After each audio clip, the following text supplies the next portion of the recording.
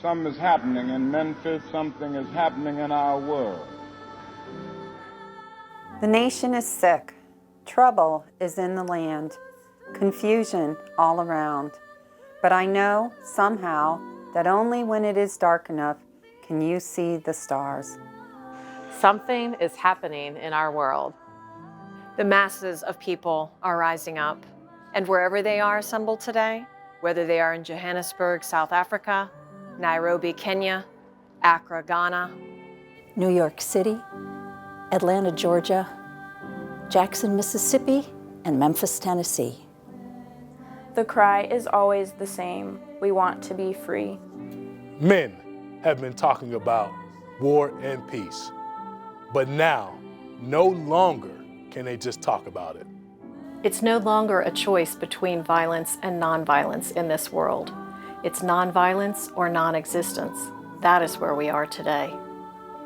Now we're going to march again, and we've got to march again in order to put the issue where it's supposed to be. And we've got to say to the nation, we know how it's coming out. For when people get caught up with that which is right, and they are willing to sacrifice for it, there is no stopping point short of victory. We've got to see it through, and when we have our march, you need to be there. If it means leaving work, if it means leaving school, be there. Be concerned about your brother. We go up together or we go down together. Let us develop a kind of dangerous unselfishness.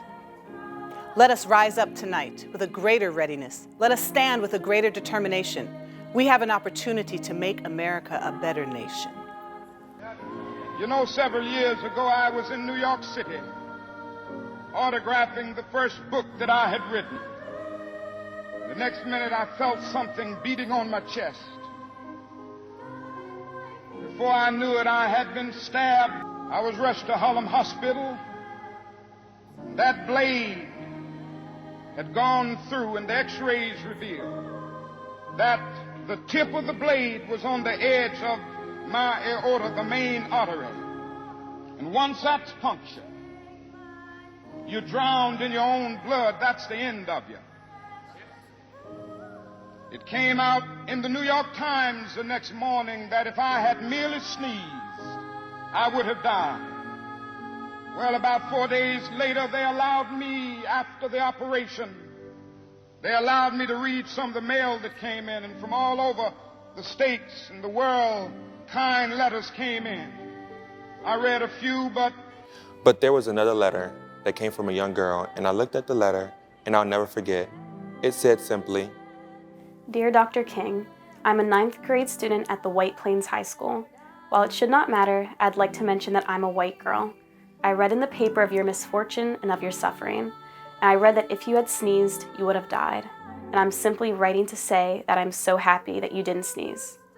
I want to say tonight that I too am happy that I didn't sneeze, because if I had sneezed, I wouldn't have been here around in 1960 when students all over the South started sitting in at lunch counters.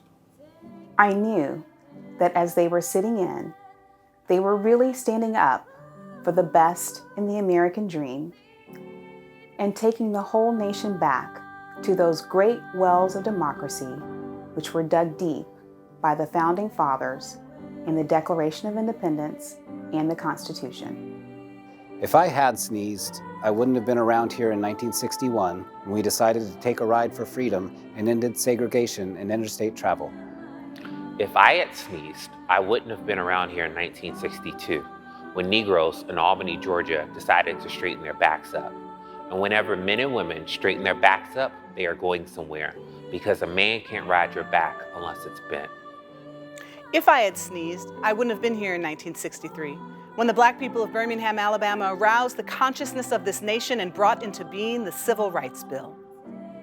If I had sneezed, I wouldn't have had a chance later that year in August to try to tell America about a dream that I had had. If I had sneezed, I wouldn't have been down in Selma, Alabama to see the great movement there. If I had sneezed, I wouldn't have been in Memphis to see a community rally around those brothers and sisters who are suffering. I'm so happy that I didn't sneeze.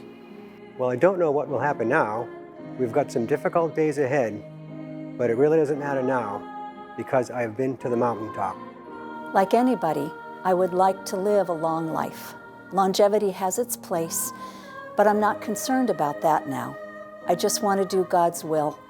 And He's allowed me to go up to the mountaintop, and I've looked over. And I've seen the promised land. I may not get there with you, but I want you to know tonight that we, as a people, will get to the promised land. And so I'm happy tonight. I'm not worried about anything. I'm not fearing any man. Mine eyes have seen the glory